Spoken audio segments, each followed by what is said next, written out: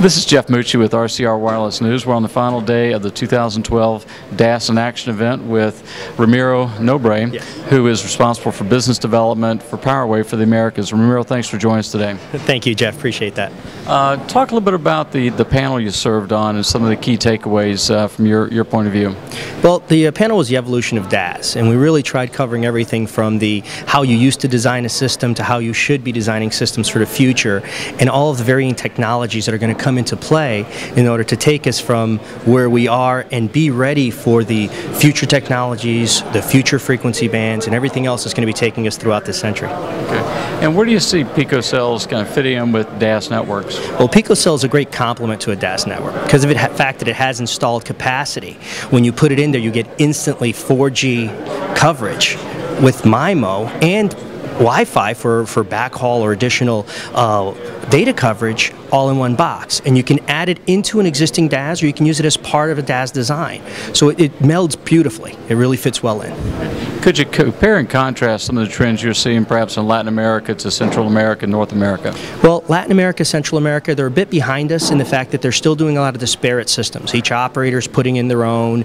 You go to places, you see 4 or 5 antennas because there's 4 or 5 systems in a building. While in North America, we've come together where the operators are adopting multi-operator systems, whether they're building them themselves even, or going on to neutral host systems or those of the like, and taking advantage of sharing that infrastructure, and then using components in order to protect their power levels and keep themselves separate from that perspective while still maintaining robust coverage for their customers and less disruption to the venue. In your opinion, what do you see as the tipping point when carriers have to face realities of addressing small cell architectures? Customers, the customer experience. The tipping point is going to be when enough people are calling them up and saying, hey, I can't download this movie, I can't do this thing with my device, whether it be an Apple device or be an Android device or anything of the like. I believe the consumers are going to do it, and I think that tipping point is very, very close. Okay.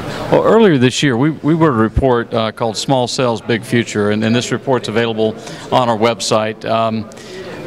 When I talk about small cells and big future, from your point of view, what does the future look like for small cells? Small cells, it's going to happen. It's inevitability. Everything is getting smaller. Even within a DAS, which is, you can consider it the original small cell, sectorization within that has grown tremendously. Going from systems that covered a large venue with 1 or 2 sectors to now needing 8, 12, 16 sectors to cover the same.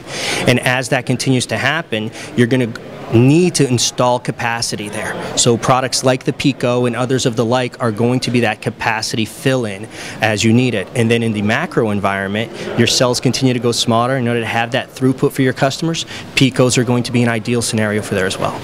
Thanks for joining us today, Ramiro. Thank you so much. Appreciate it, Jeff. Bye now.